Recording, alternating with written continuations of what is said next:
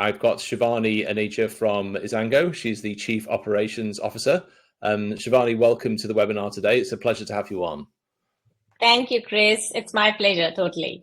Yes, and welcome to everyone joining. Today's subject is indeed talking about SIL houses and rostering systems.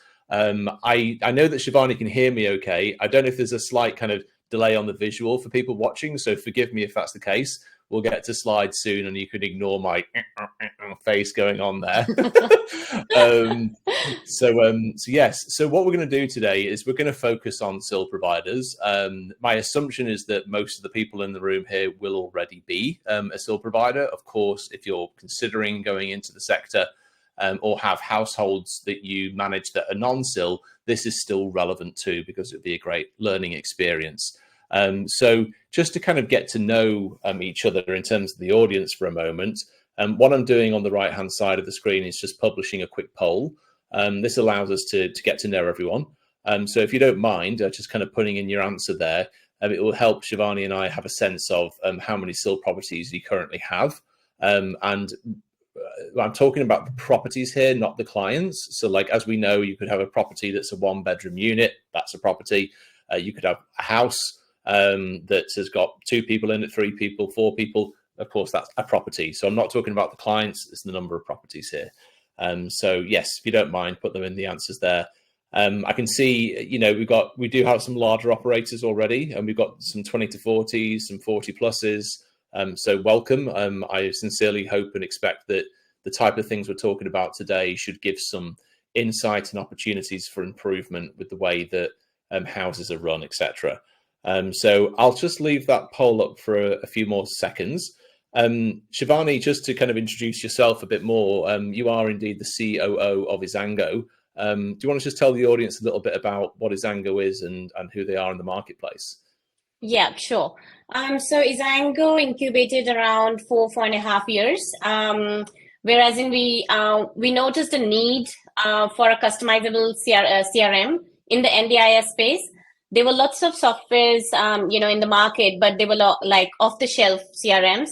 And we've been into software development, not in NDI space, but in general software development for about 25 years now. So we thought, okay, let's create something customizable. And it was built as a customizable CRM, and it still is a fully customizable CRM. And it's recently we've also created like prepaid plans as well. So, Izango can be used by beginner, service providers or the enterprise level service providers as well. And our basically niche is customization and the support we provide. So we have got coordinators in Australia who provide that one-on-one support, who are your first point of contact in Izango. So you're never left alone, basically. To figure out, what to do next, or if you've got an issue. We've got everything in-house, our ticketing portal, our support is all in-house. So that's something unique, and I'm very proud of our team to create something like that. Absolutely. And some of you may know that I do my consulting under Pete Provider, but I also have my own NDIS business on the Central Coast, Steadway. And I've been using Izango for more than 6 months now. And it's absolutely skyrocketed the growth of our business because of all the customization pieces that Shivani refers to there. And to me, what I realized in using the system is that, and this goes, by the way, everyone, regardless of the system you use, from a sales and marketing perspective, the more that you can be proud of the operational and IT capabilities that you have as a provider, the more that I feel people authentically connect with your value as a service, right? And because they can see that, oh my God, you're actually doing GPS check-ins, or oh my goodness, you don't have pieces of paper, you've got forms inside of the system. Like, people love this stuff because it shows that you care and it shows that you're competent. So with the spirit of all of that, let's go into some slides. I'm just going to end the poll now, and you'll see that the majority of the people in the session are, I'd say, medium to large. So again, welcome everyone. What I'm going to do now is go to some slides, and I will share these, and we're going to talk about strategies for setting up rostering in the context of a SIL house. So Shivani, can you see the slides coming up? Yeah. Fantastic, thank you. All right. So I guess that the first distinction, right, is that when it comes to CRMs or client management systems, whatever you want to call it, your rostering system, it's not always possible in some of the other systems to have the concept of a household. So what I mean by that is that you could have, say, 50 participants, 100 participants or more, and three of them might live together in the 3-4 bedroom house. But the concept of what actually makes up the household doesn't always exist inside of that system. So I think that it's absolutely crucial to be able to conceive that concept of a household, because from that place it's a foundational cornerstone to then build a variety of concepts that we're going to talk about in the webinar today. So, inside of Izango, as an example, it's just a quick basic screenshot here. You'll see that we've got a demo here of, whatever you want to call your SIL household, the number of bedrooms, but again, associating the participants to that household. Because you fundamentally need to be able to do that to then talk about the things that we're going to, extrapolate now. Okay. So just for purposes of interaction, feel free to put in the chat whether or not your system, has that ability to create a household. So, even for a recent non-SIL participant of mine, we had a participant that was a parent and their two children living in the same household, and they were all NDIS participants. So I guess like the functions we're talking about today, yes, they're crucial for a SIL household, but they also work for those situations where there's multiple family members in one house. And what I mean by this is that we had, again, those three participants, and we'd work with them for 12 hours a day, and would have 2 6-hour shifts, for example. But in order to make it work from a budget management and billing perspective, we had to say that those 2 6-hour shifts had to be spread financially across different participants. So, I mean, Shivani, I know obviously you know the answer to this, but could you just kind of give a bit of a summary of the importance of having one shift? All the staff member cares about is that it's a 6-hour shift. They don't care that it's split in a billing way. So what does Izango do on the billing side of things behind the scenes? So before stepping on the billing, I would say that I want to start with the accommodation management, basically. So in Izango, you can manage your housing arrangements according to that particular house, who's going to be in that participant, which participants will be in that house accommodation there. You can set up, general care instructions for that house. You can have preferred staff for that accommodation. You can have declined staff for that accommodation. And everything in Izango links back to the participant, So if you're creating a shift for that particular, for in the screen, let's say new SIL household, right? So if you're creating an accommodation, a roster for that accommodation, you can simply go choose that accommodation. You'll have the options for the participant. Let's say that Bretta in this scenario is not available in that particular time range, then you can just cross out Bretta and have the roster created for the other two participants. And then even with the participants, it's not just linking with the participants. You can have particular K instructions for the participant. Support workers, when they clock in the shift, they will have different tabs for each participant, the K notes, the incidents, the forms, everything links back to the shift, of course, but then it has, segmented sections for each participant. And every little detail is nicely placed in Izango where it should be. For support worker side, it's very user friendly. For the admin side, they can see it all together in the shift, but then it's also, segmented per participant. So you can easily see that and manage things accordingly. Now, with the invoicing side of the things, everything depends on the participant profile. Participant profile controls as to how the invoicing is going to be managed in Izango. If it's a plan managed one, the invoicing is directly going to go in to the plan managers. If it's an NDIA one, you can simply directly go to the NDIA and do the CSV download and upload it to the NDIA system. And if, let's say, in a household, you've got the NDIA managed and the plan managed as well, so you will not do separate, entries for that. So as soon as the timesheet is approved, directly the entry is going to go for the admin in the transaction tab, and you will approve it and send it, to the designated area wherever it's supposed to go. So there's no double handling on the admin side, and then again on the support worker side. Yes, exactly. Because without this, in Zango, it's called the accommodation function, right? Yeah. Module. But basically, the alternative of not having that in this example of 2 6-hour shifts and then a day is that if you've got 3 participants, you might have to set up 3 2-hour shifts, right? And then that becomes administrationally heavy and annoying to have to clock in and clock out of 3 shifts rather than 1. So foundationally, it's so powerful to just fundamentally have 1 shift representing the way that you're looking after multiple clients. So we'll deep dive into each of those points there, because that was a lot of different amazing functions. But even the preferred staff thing, I know that we've got 25 staff currently, and for the household that I was talking about, it was about a team of 10 support workers, because it's very necessary. And that was setting up just 2 6-hour shifts a day. When you've got 24/7 care in a full-on SIL operation, it could be more common to have around 15 staff perhaps per property. So the ability to assign the team to the household is incredibly useful, also relative to the shift concept across multiple clients. So again, you did allude to it there, but let's say we're clocking into a shift right now. Then I guess the NDIS practice standards require us as providers, when you're registered especially, to have care notes that are segregated and dedicated to the individual clients, right? So some less sophisticated systems might just lump it all together into one big care note, or shift note, as some people call it.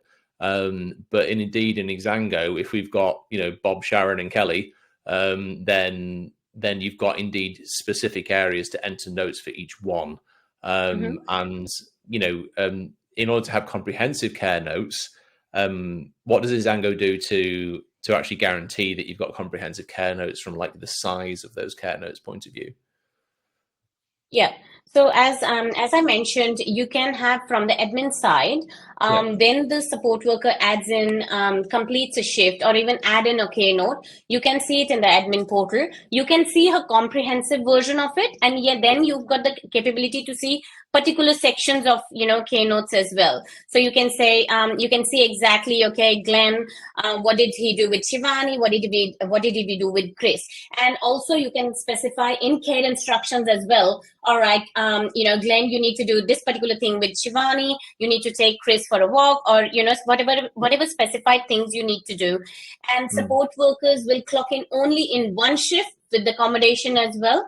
And then they will have the opportunity to add in, separate K notes, separate any particular forms that you have made, admin has created and assigned to that particular shift. They'll submit those, separately with the participant details as well. And in Xango, you've got the ability to create your own forms. You're not dependent on Jot forms and any other static form.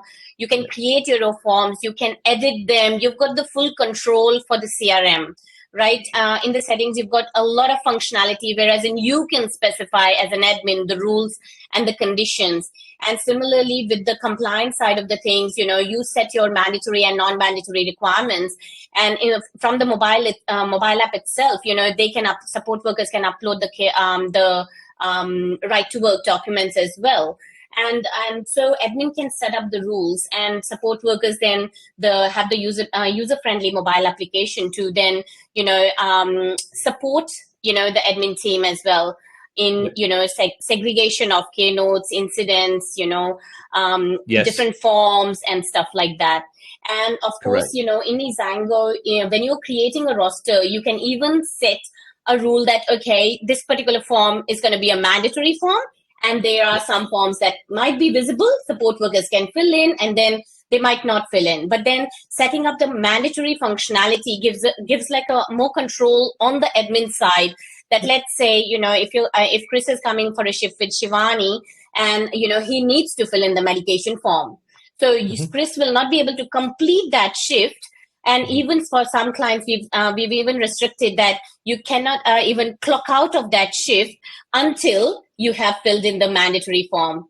So having the ability to set in those rules and conditions yourself, and if it's something to be done on the code level, we've got our team available to do something, for you. Any customization you are required.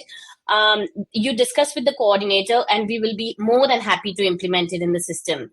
So basically, what I feel very important is like time saving for my admins. Time is crucial, right? And from where I come from, I do coordination myself. I handle operations. So time is money. Wherever, even if my system can save you 10 minutes, in a day, that'll be a win for me. A big win for me. And if you think that there's a lot of functionality, a detailed functionality, in the CRM to manage things very nicely. But if that, let's say, there's a function that you think, if it is there in the system, it's going to make a big impact in your, daily to daily operations, then discuss it with us. We've got 25 years of software development experience. Nothing is impossible. We will develop the functionality for you, and we are done it. We have done it for our current clients as well.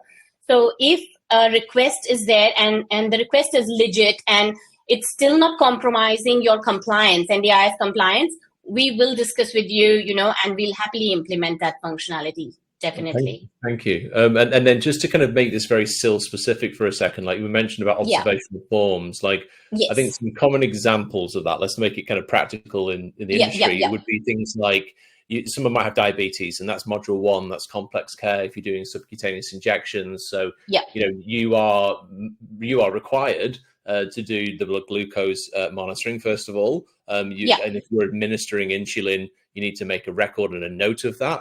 So that could be, let's say, under someone's support plan, under their care plan, that's necessary. That's a great example of ticking that mandatory form. Same goes for, I might call it a medication management checklist, where that at bedtime, lunchtime, and evening, across all the shifts of your SIL house, that you have to do medication.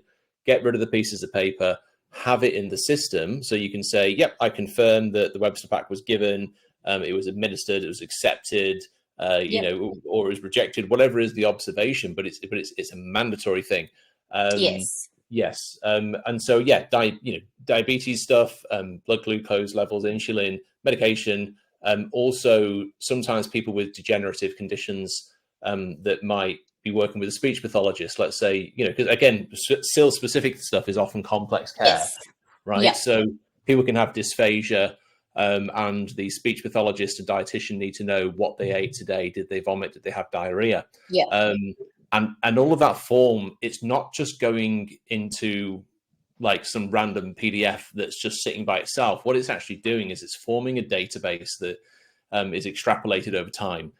So what I mean by that is, take, for example, that food chart I just talked about. With a lady that we look after with dysphagia, we then share that data as a mandatory form for every shift that we do 7 days a week. And we can therefore build a case to say, look, basically things are degenerating, vomiting and diarrhea is increasing. And therefore we are suggesting through the change of circumstance process, or even going to the AAT. And by the way, we use this very data with a successful AAT claim for that same person, and they won better funding as a result of it. So it can quite literally lead to better financial outcomes for the client and more targeted allied health interventions, because the way I like to think about it, Shivani, is that it doesn't matter if you're an OT, a behavior support practitioner, whatever you are. Fundamentally, the constraint that they've got is that they've only got, say, 2 or 3 hours a year or something that they can go out and meet the person, and then they've got to do the report writing. So they've got the constraint of only X number of hours of face-to-face time. Whereas the Yeah. advantage of a SIL provider is that you see them every day, right? Yeah. So if you can have the observational forms in the system and they're easy to maintain, as well as Yeah. being mandatory, for example, Yeah. then that's so powerful. It's so powerful because you're literally then creating a pathway of collaboration with all the different allied health providers to go, hey, we're the one provider on the block that can actually give you literally months and months of data, and we can give it you weekly, fortnightly, monthly, whatever you need. So truly better financial, better health outcomes, and holding our staff accountable and real-time information. I love being able to kind of go click. Oh yeah, I can see that the charts are done already. Fantastic. Yeah. Yeah. It's And really all powerful. this data is also available like within seconds for a specified date range. So, let's say that you want to look at a medication chart for Shivani for last 2 years. Mm-hmm. So you can simply go in reports and generate that report, and right there it is, it's all that data you can for analysis or for auditing or for external, sending to an external stakeholder. So it becomes very handy to have that analysis there. It does. And one final little geeky mention for me is that to all the SIL providers listening, I'm sure that a lot of your participants may sometimes have a behavior support plan. And so when someone has a behavior support plan, you need to do behavior of concern observations, or sometimes they're called ABC charts, the antecedents or the behavior and the consequence. So an ABC chart with a behavior support practitioner is typically implemented via the infamous QR code. And all that is that's the behavior support practitioner as a third party saying, here's a QR code that leads to a database entry to go into their system, but not to yours, right? And there's two problems with that. A, human being behavior is fallible. Support workers forget that QR code is on the wall and they're meant to scan it and meant to do it every time there's a BOC. So it doesn't bloody happen, right? So you've got to kind of call out the elephant in the room. And secondarily, you as a provider don't have visibility of what that behavior of concern was. So how the hell are you meant to actually kind of go, oh, this is how the person is progressing or deteriorating or doing, So having ABC charts inside of Izango, inside of your own rostering system, is so powerful for behavior intervention as well. Same goes for everything else you need, PRN registers, the whole lot. You should have that data inside of your system and then share it with the collaborative party, because then you've got true visibility. So a little geeky mention there. And ABC forms exist as a standard form as well as a customizable one. Yeah, absolutely. Yeah. So then just on the invoicing concept, because we talked about that briefly at the beginning, I probably went too quickly into that. Let's say this is a 6-hour shift and I want to do 2 hours of billing for each person. Tell me about that. Like, how could you split that apart? Let's say, you're taking 3 people out to community access. Yeah. So basically in shift creation, admin will decide, they can even split a particular shift in different support items. So for different participants as well. And you can then choose the accommodation, company travel and provider travel, even that selection can be done there. And then you split that particular shift in different sections, and the invoicing will be done accordingly, according to whatever support item you've chosen for them. Nice. Great. It's very easy that way. Very easy. I've also done it where it's, roughly speaking, what I notice is that whether it's SIL or non-SIL, you've often got 2 main categories in core. You've got assistance with daily life, and that might be, say, assist with personal care activities as a billing item. And then that might be 80% of your budget, right? But let's say $80,000 or whatever. And then the 20 grand or so is the community access bit. And so when it comes to actually, using billing the funds effectively, this is kind of like a non-SIL example, just for a second. You might say, okay, ideally within that 6-hour shift, I'm doing 5 hours of personal care and then 1 hour of community access, because I know that that's how I manage the budget ongoing with that 80-20 split. And that's so relevant, Shivani, because do you know what I learned recently with the introduction of the new PACE system?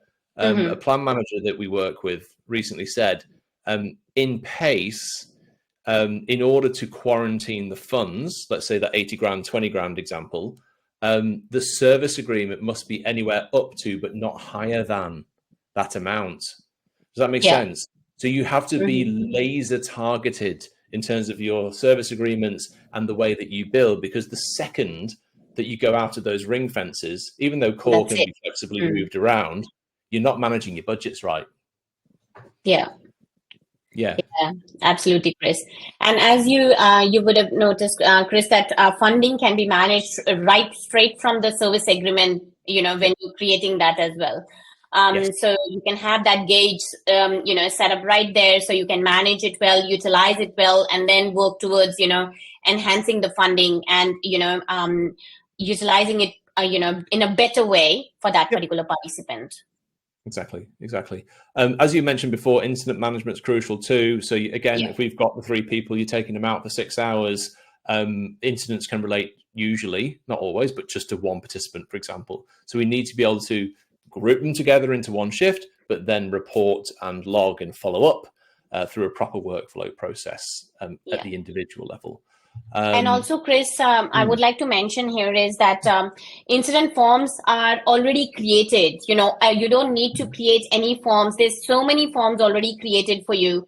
And also, I've just lately also approved in the testing by the testing team is the medication incident forms as well, Chris. So that's going to go on the live portals as well soon. So so we are separating the medication incident forms from the normal incident forms, and then they will reflect on the portal for admins in the separate tab as well. That's very so that powerful. Distinction is also getting implemented. Because you need medication management investigations, but you don't need as much information as a full-on incident report. So it's nice to have a streamlined version. Yeah, okay. And of course, it's not just a form, right? There's a whole process to it. There's a workflow. There's a add details, do investigations. One thing we added through in our own Xango environment recently was the ability to do attachments to incident reports. So we've, like, whenever we've investigated an incident, we've added everything from MP3 phone recordings, video files, photos, PDF documents, email chains, the whole lot to investigate what happened, and get everyone's side of the story. So, it's very powerful. Absolutely. And one more thing, Chris, in relation to the incidents. So, so when a support worker is submitting an incident, it is definitely linked to the participant. It's already automatically linked to the shift. And if it's an accommodation shift, it's already linked in there. So makes your management of that, from the admin perspective, very easy. So you can say, okay, in a particular period of time, in this accommodation, you've got this many incidents, and these have been closed. This number has been notified. This has not been notified, and things like that. Correct. So that is very important. It is absolutely, because you're right. When you've got systems that are kind of standalone in their incident management, you got to have that system open on one screen, and then you've got to go back to find the original shift. Whereas if it's all just linked, then it makes a big difference. Yeah, it's all linked. Yeah. Now, you mentioned invoicing before, just to kind of, some SIL providers like to do both the assistance for daily life and the community access. Community access is usually plan managed. And then the agency managed stuff is for the other, 18 hours of the day or so. And so the point is that you get a mixture of agency and plan managed. Some people only do the ADL part. Some people do both. It just depends. But when you do both, again, in the industry, a common gap is not being able to bill across 2 different management types. So how does Xango tackle that? So if you've got that, oh man, I've got both, how do I do it? How do you manage that? Yeah. So there's nothing, you don't need to do anything separately while, double handling, double creation of the shifts or anything. So in Xango, everything is linked to the participant profile. Participant profile is the biggest tab in Xango portal. Everything is managed from there, linked to there, and then goes back to it as well. Right. So when you're doing a rostering from the rostering to invoicing and payroll, everything connects to the shifts, of course, but then the shift is connected to the participant. If a participant in that particular shift is plan managed, the invoice directly, when admin sends it, it directly goes to the plan manager. If they are NDR managed, they go to the NDIA reporting, and then that they can do the download of the CSV and things like that. So you don't need to do anything extra to manage the multiple managed funding side of the participants. So the system handles it, by itself. Which is amazing. In the instance where they've got both, I remember us having a bit of a pre-game chat about this webinar the other day, and I believe that take example of assistance for daily life or assist with personal care activities. That's a item code inside of the NDIS catalog, right? So it's a billing code, and then you've got the different billing code for access to the community. Did I hear you correctly saying the other day that basically you can map at that code level and say this code in this household means it's the NDIA, and this code means it's the plan manager billing? Yes, if you do multiple managed funding for the same participant, then you can manage it at the support item level, the billing level as well. That's incredible. That's very rare. That's an in-depth mapping we've done, and it's a highly beneficial for the admins. Time saving, management. All my clients who do accommodation, they completely love it.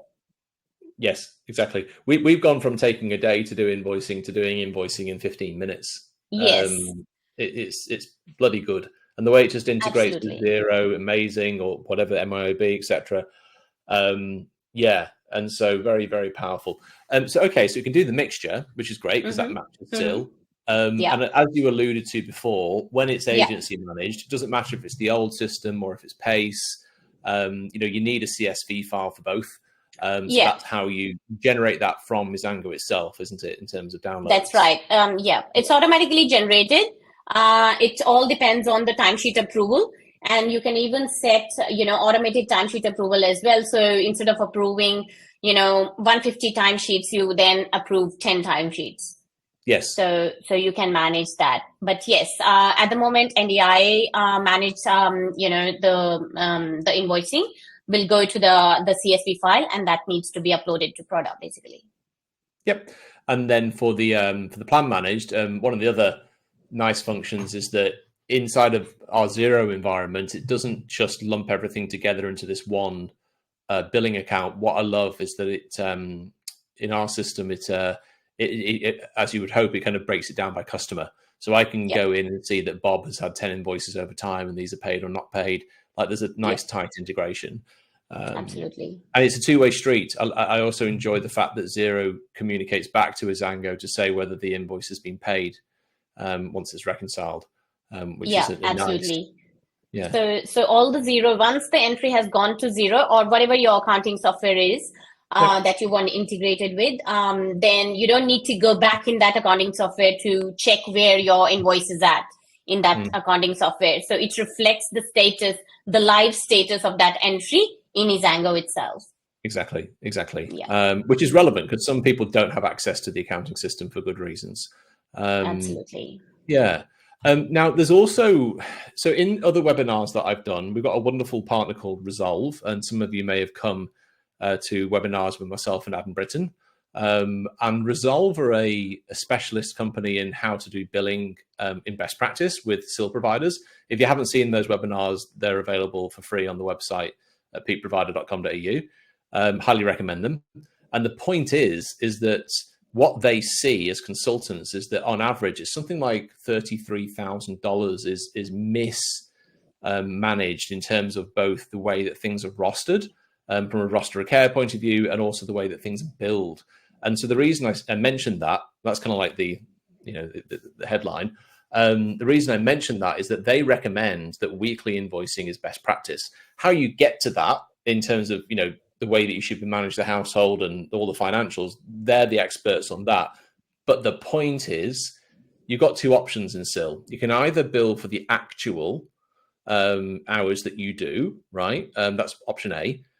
Or if you want to average things out, as long as it's in your service agreement, you can do weekly invoicing, which basically, if it's $300,000 a year, it's basically that divided by 52. And it's an average. So it doesn't matter whether this week was, a public holiday or not, it's the average. So tell me, Shivani, how I've seen it very commonly just done as a copy paste recurring invoicing zero by itself, and it's a bit of a cruder method. Yeah. What can you do on the Izango side to do that average weekly invoicing practice? Yeah. So for the participants who the admin, so service provider want to manage the weekly invoicing, set up the weekly invoicing, so they can again control it from the participant profile, set the weekly invoicing up, and then no matter what number of shifts you do per week, the invoicing is going to go automated to that particular participant, whether it's plan managed, NDI managed, whatever. So then the invoicing is generated from the system and directly goes on a specific period of time. Brilliant. Yeah. That's perfect. And that's how it should be. So it's nice that you can Yes. drive it, because it really, your rostering system should be the source of truth, right? And so it's great that that template exists inside of Izango.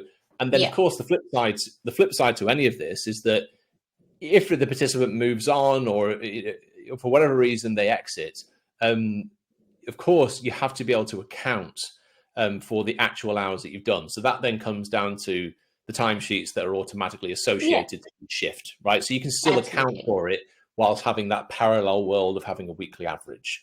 So it's powerful. Now, the other thing, I suppose, in terms of households, is that you can do, I believe, kilometers for each client, can't you? So again, we're taking, let's say we're on the community access side of things, and we've got 3 people in the van with us today. And we want to do 10 kilometers to each of them. Is it correct that you can do kilometers client specific within the shift itself? Yes, absolutely. And then you can, as an admin, you can manage it as well when you're creating the roster. That if you're splitting the shift, for this support item, you would like support workers to add in the provider travel or a company travel, yes or no. So if you, as an admin, you've given them the access to it, then that condition comes to the support workers on the mobile application when they're on the shift with the participant, and then they can add the kilometers and the invoicing, the travel expenses related to that participant and the shift, of course. Again, lovely granularity, because provider travel is where, if you choose to charge the travel to the shift and back to base, whereas activity-based transport is are the kilometers that you're doing whilst on shift. So it's fantastic that you can delineate those two things, because it means that fundamentally the support worker is getting paid through the payroll process the correct amount of kilometers, and then it flows on automatically in a correct manner to the correct clients through the invoicing process too. Absolutely. And also, Chris, there's a distinction with, let's say that, there's 3, you're creating a shift for 3 participants, and Shivani, support worker, has spent, let's say 12 kilometers for Shivani for a company travel. So why the other 2 participants will pay for my travel? Exactly. So then that travel amount will only be linked to Shivani and will be added to my invoice. Yes, correct. So it's ethically correct, basically. Yes. The other interesting fact, some people might not know this. When we think about kilometers, a lot of SIL providers think that you can only do that under the community access. Generally, that's true, right? But if I give a non-SIL example just for a moment, when you've not got any community access budget, and you've got, say, assistance with personal care activities, right, under core, or ADL, whatever you want to call it, basically what you actually can do, if you look up in the price guide and you're doing, say, the Monday to Friday day rate for assistance with daily life, not everyone realizes that there is actually an activity-based transport code within ADL, not just community access. And Izango's got the sophistication at the service agreement and also shift creation level to say, okay, this participant has 0 community access budget, but because I've got it in the agreement and the way I've done the shift, I can also deduct kilometers from that part of their core budget. And so it's just kind of a useful functionality. It's very easy as a user to deduct from that area of someone's plan. Yes. Tell me about timesheets. So, I mean, you mentioned, what the timesheets, again, is it's a bugbear of many providers, right? Sometimes it's a completely separate thing and people submit it manually. It's a bit of a mess, but you ultimately need the timesheet. It needs to link to a shift, but timesheets should either be approved or not approved. Sometimes there's reasons not to approve it. what are some of the kind of technical rules that you can set up in Azango to determine whether or not a timesheet is automatically approved? So basically, by default, it's not auto-approved, but you can set the system, or you can set it yourself as well. Control that capability through the settings. So you can manage it that whether you want to auto-approve the timesheets, you can even say choose to manage if you want to do auto-submission of the timesheets.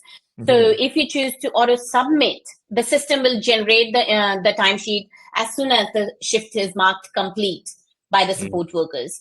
And then the same thing reflects on the admin side. So if you have enabled the system to auto approve the timesheets, then the timesheet will auto approve with the 10 to 15 minutes discrepancy. And then the entry will go to the invoice and the payroll entry will go to the report for you to do to run the payroll. And then if, let's say,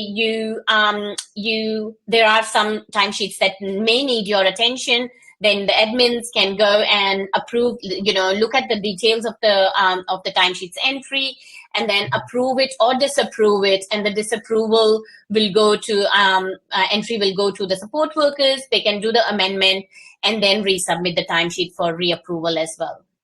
Correct. And those rules for auto approval in my own business have saved us hours on a weekly basis because we are in that 10 to 15 minute variation example. That's a perfect example of a rule that saves us so much time. So yeah, good to know. It's not a separate thing. It's its own thing within itself, as you just described so well. But it's integrated. That's the point. It's not like something that they have to manually do afterwards. It's linked to.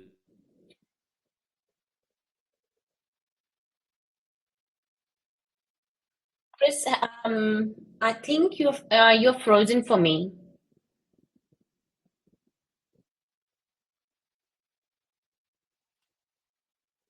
Sorry, guys. I think Chris is having some internet issue. He has logged out. He will be back in again. And I hope you guys are enjoying the webinar. I hope it's been productive for you guys. I'll just wait for Chris to join again, and then we can go further.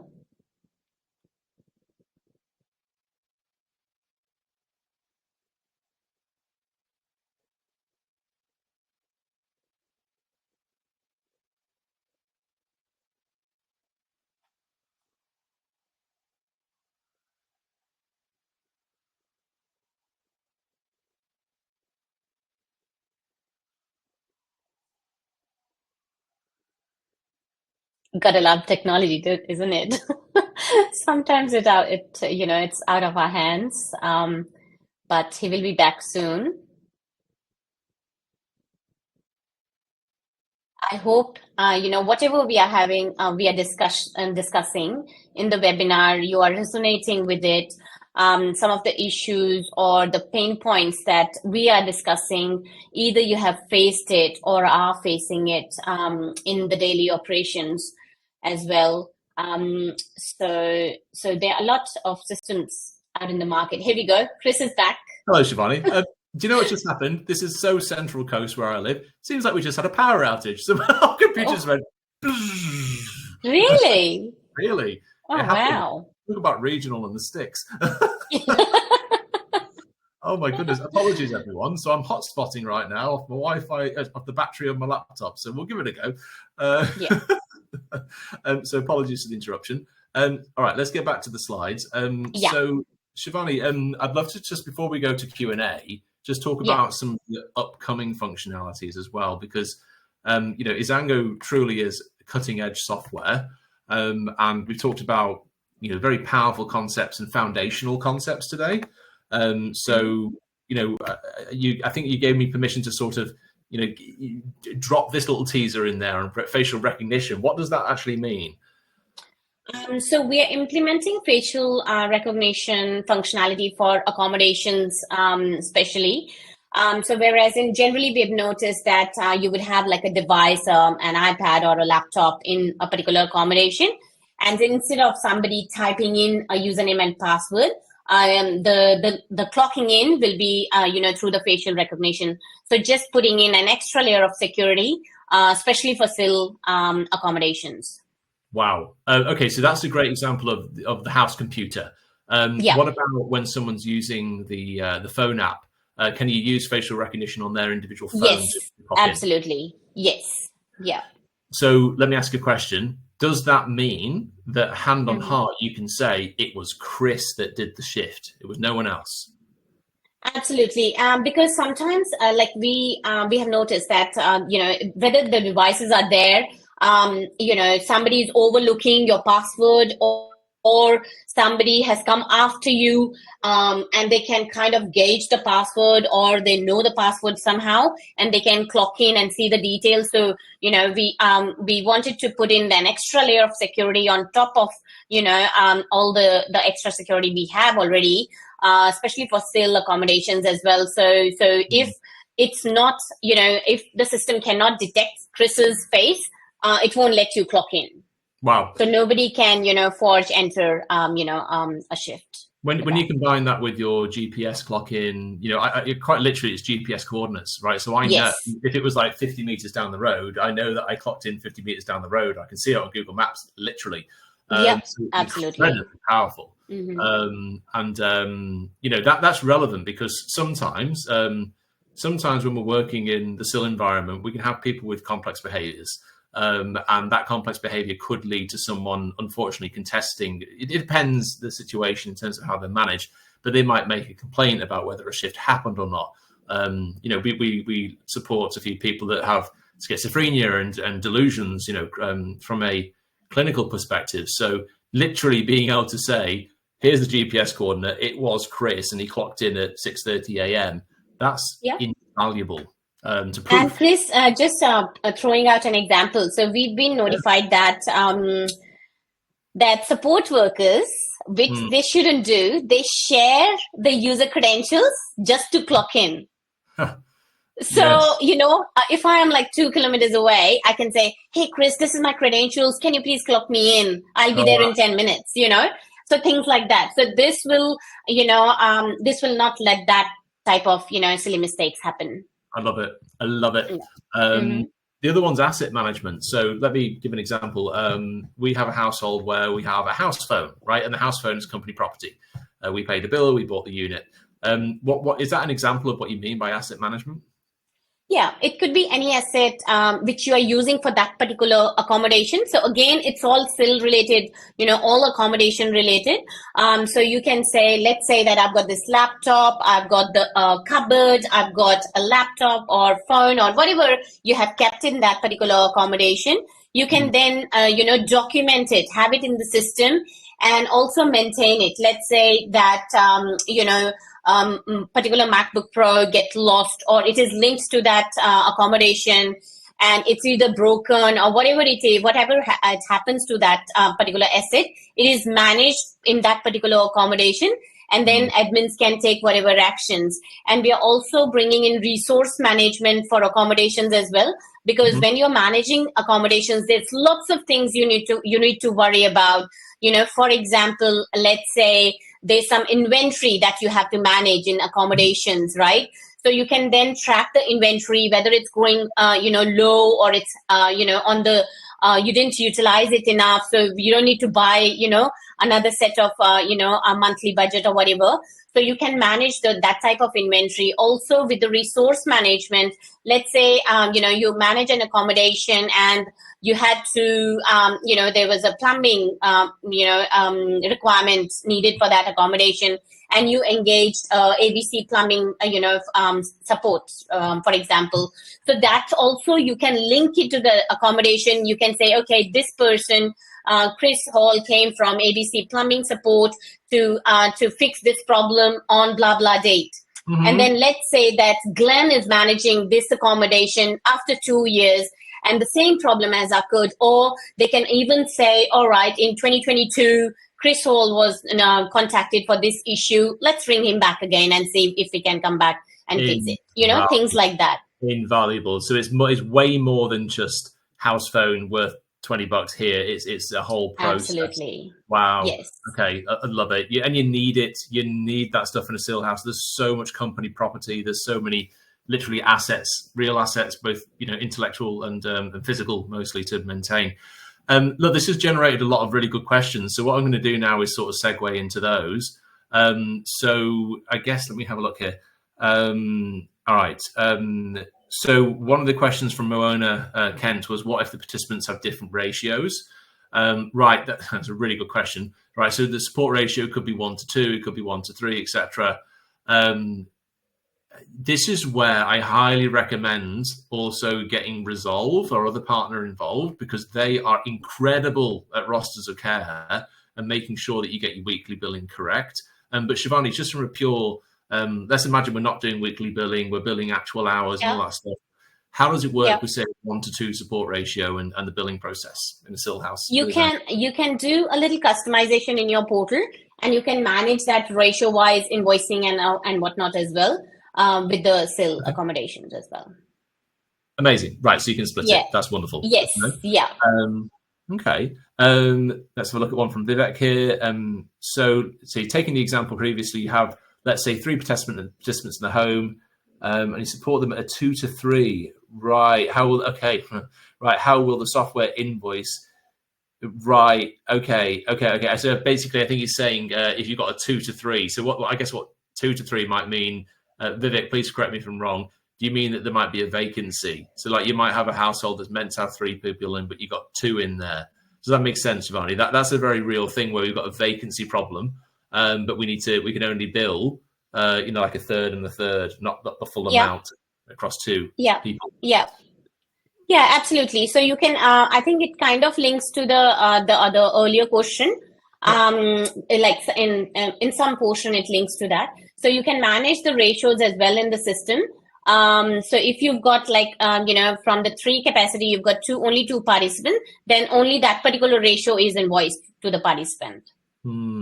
Yeah, exactly. You won't invoice the extra, that other third quarter. Okay, great. Moana Kent has a question about, she's saying, okay, so you've got incident management with regards to, say, a client, but you've also got other stuff like, say, staff injury or grievances. How is that managed?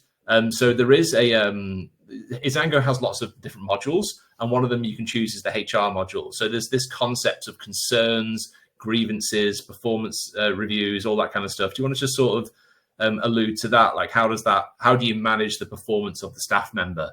So in Izango, you can take the HR module, and it is also at different levels. So you can take from the core to performance and engagement, different levels, whatever your business requirement is. And then you can manage, you can create your own forms, you can create the business letters, the contracts, the disciplinaries, grievances, everything with that same portal, and it's all linked to support workers, and it's dynamically created in the settings. And then when you are sending it through, you can send it to the particular support worker that way. And when you're doing like contracts and whatnot, it takes just a second to send it through. You don't have to spend an hour sorting out the formatting, contract details and whatnot. So you can manage it with in the settings. And when you have to send a service agreement or a form or a disciplinary notice or any company policy, anything like that, it's just handy. It's right there. You will go in a particular support worker profile and then send it through directly. Yeah, exactly. Now there are HR systems like Employment Hero, for example, by contrast. Employment Hero is an example of, yes, they'll have maybe similar functions, and Employment Hero will say, oh, we've got lawyers behind the scenes and we do all the templates, and they give you, that kind of stuff. Izango is, I would say, just as powerful as such a system. One of the main differences is that, Shivani, correct me if I'm wrong, the actual content of those, letters and templates, I don't think that's provided. That's something you upload yourself based on your own policies and procedures. Yes, you can upload it. And we've got like HR consultants who are our partners. So you can connect with them, and then they can also advise you on things like that. And whatever their advisory is, it is directly reflected in your portal. Yeah, exactly. Perfect. Yeah. Okay. Another question from Moana was, can you add and remove stakeholders into incident management? So a stakeholder could be anyone from, say, the support coordinator. I haven't looked into that before. Shivani, you have to illuminate me on the answer of that.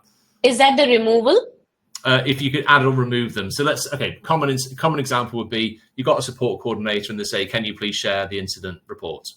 Yeah.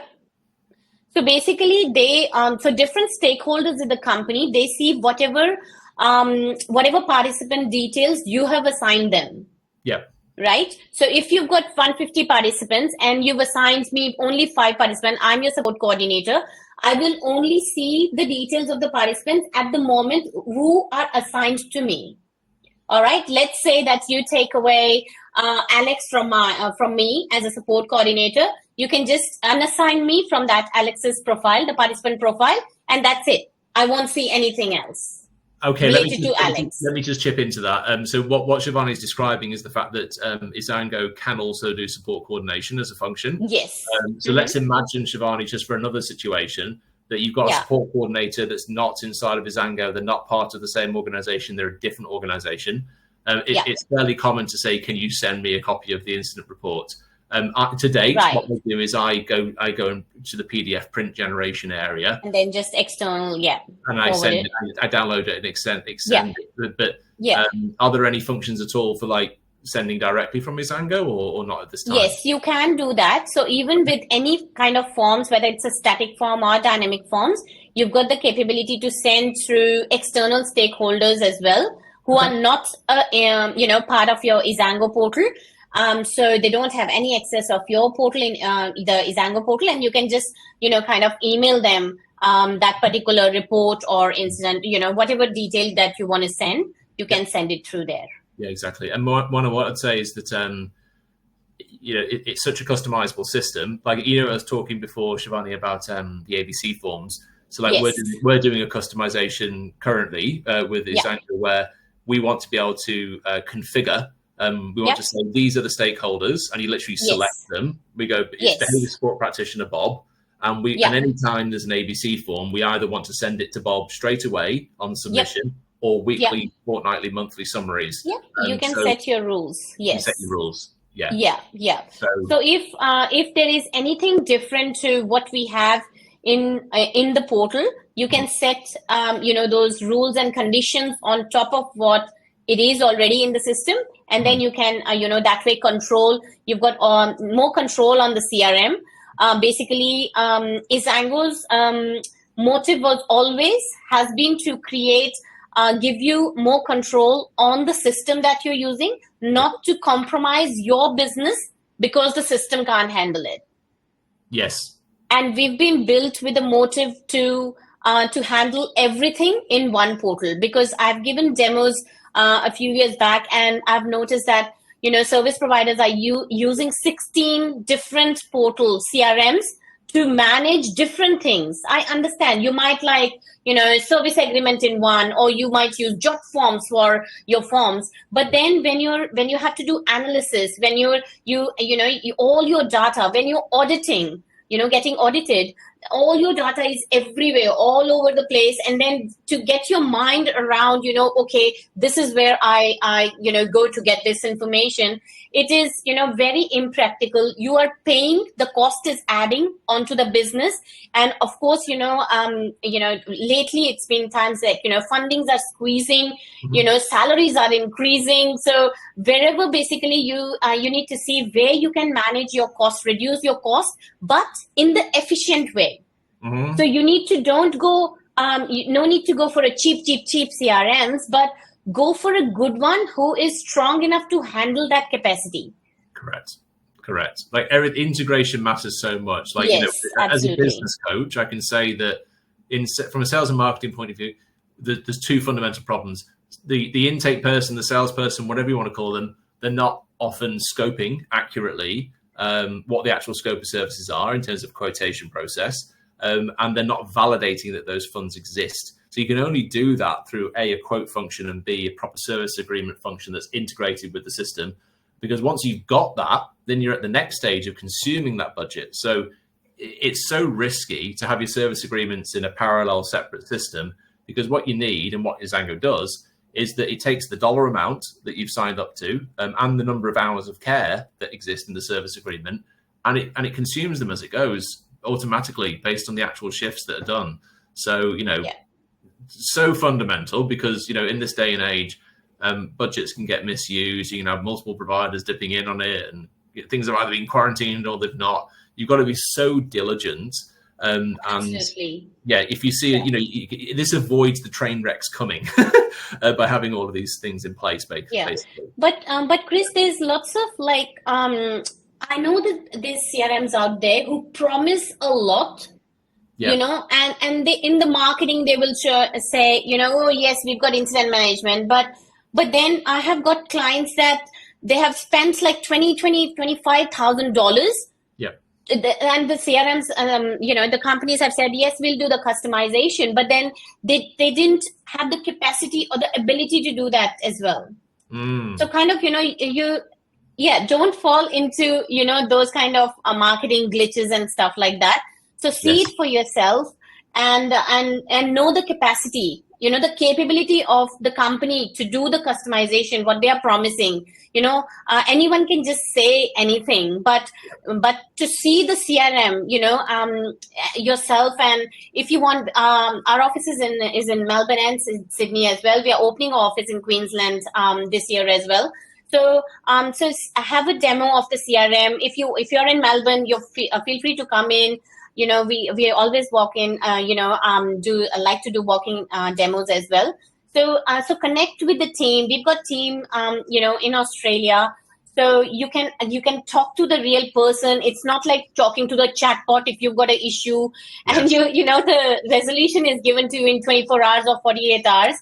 We give the coordinator's number, direct dial number to our clients. So that has always been very close to my heart, that I don't want any of my clients, lost, just sitting there lost, or what do I do now? I can testify to that. I know Nate first name basis, mobile phone directly. It's a very, very impressive system in terms of the customer service. And I couldn't recommend it highly enough in terms of all of that, because, in that example of spending $25,000 on a system, I literally know that from experience. At a place I used to be the director of, I looked at the P&L and they'd spent 30 grand on the portal, and it was a pile of crap. Absolute pile of crap. And then you had this one developer, there was no IT strategy. If it fell apart, probably the system would go with that one developer. There's no point. Have a system that's already built, but has the customization and customer service in place.